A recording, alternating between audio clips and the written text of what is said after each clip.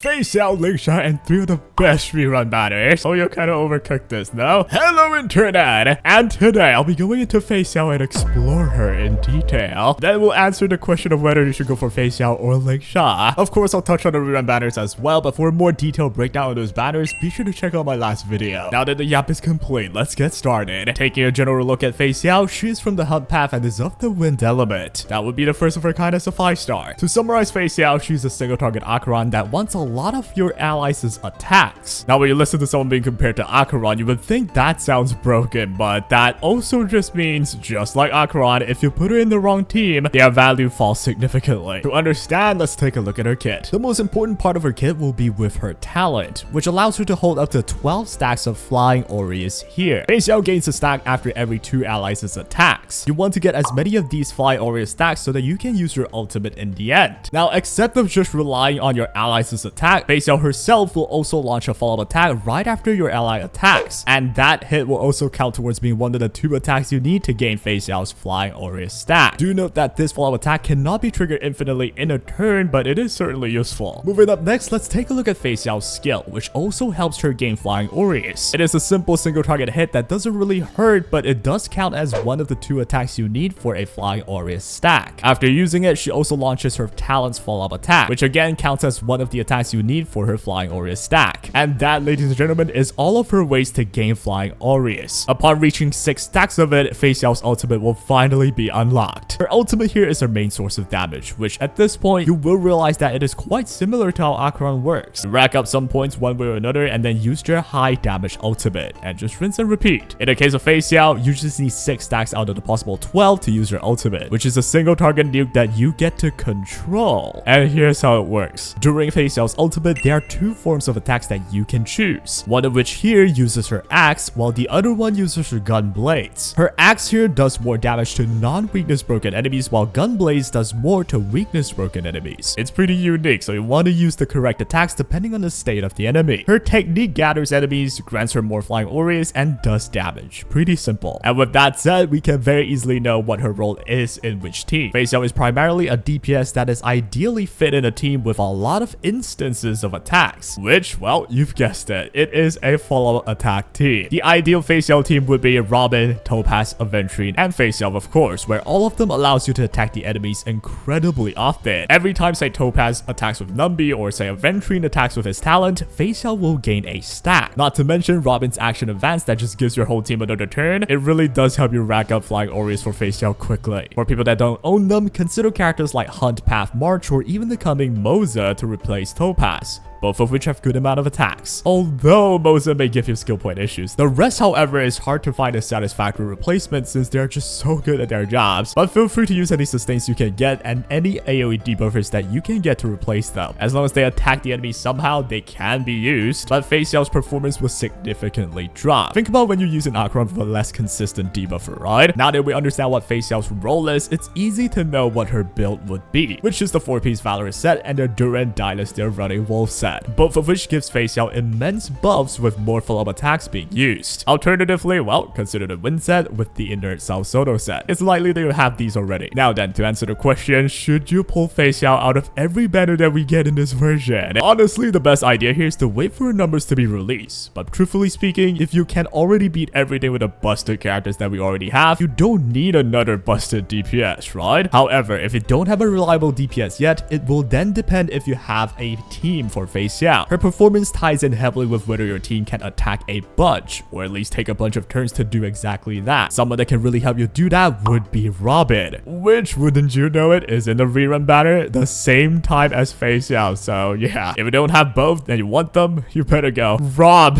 in a bank. Robin.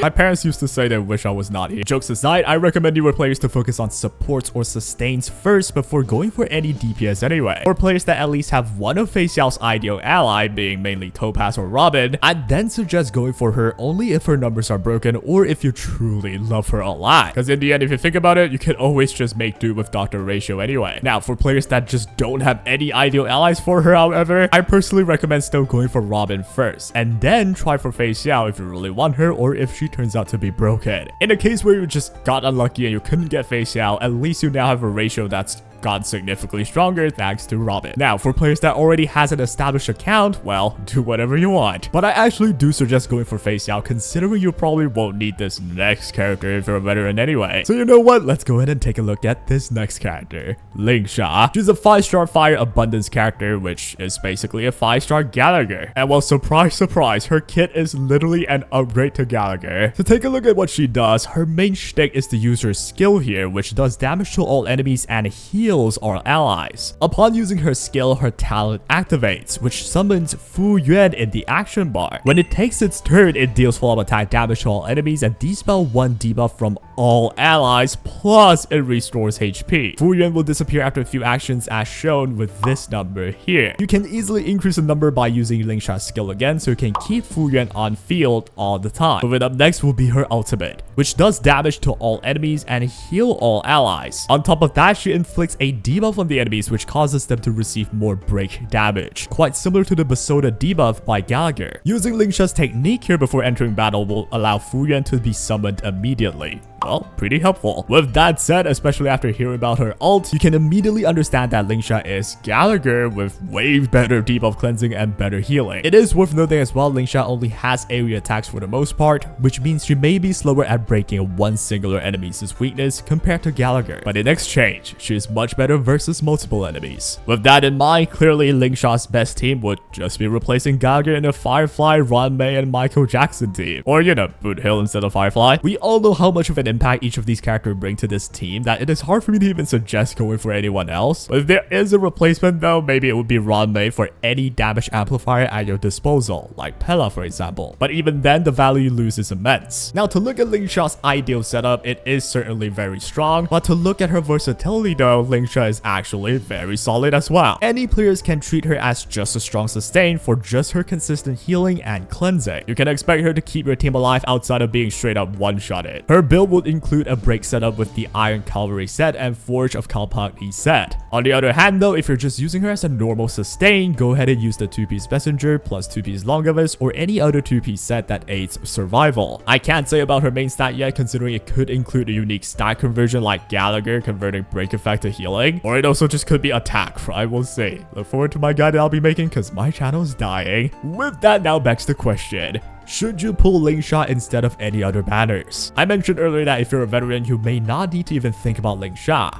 Allow me to explain. If you're already a person with enough sustains to beat any content, you then, well, don't need another sustain at all, right? Not to mention if a 4-star like Gallagher in the best Firefly team is already shredding every content, like I literally never struggle anywhere with this team, there's really not a big convincing need to say Lingsha is a must pull. Now given, Gallagher's one weakness is how he has to take the turn to cleanse a debuff, which may cause you to lose a turn with an unlucky control debuff on Firefly sometimes. If you do decide to pull Lingsha, it effectively closes out that risk and make your break team that much safer. But do note, however, offensive capability wise, Firefly won't be buffed too much, considering Lingsha and Gallagher's damage increase capabilities aren't too different. As for players who don't own at least 2 good solo sustains yet, I actually do recommend going for Lingsha over any other banner, including the new ones or the reruns. The simple reason here being, if you can't live, well, you freaking die. I know, pretty obvious. You want to always make sure surviving isn't a pain in the butt first before worrying about if you want to get any OP DPS that would just die if you can't heal, right? Not to mention, if you do get Lingsha as a newer player, all you need now is a Ranmei rerun for you to get 3 of the best supportive characters in the perfect break team. It's a decent thought for the future. And as a conclusion here, my priorities, assuming you don't already have an established account, would be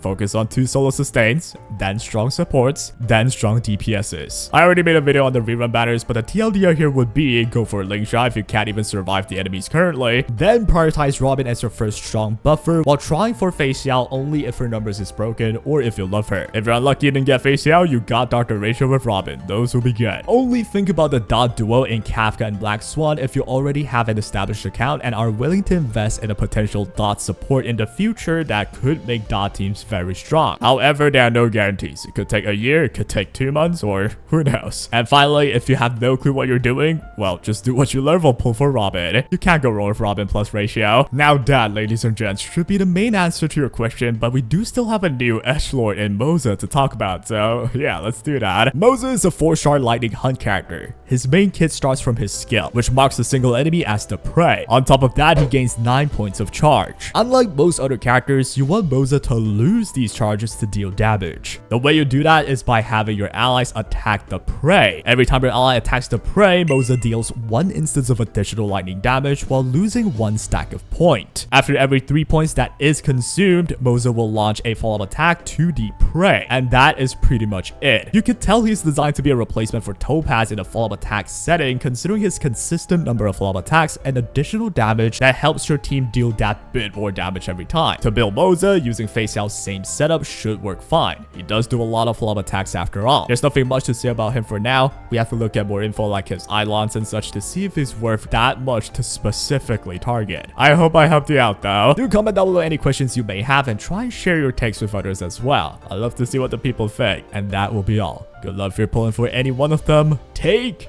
care.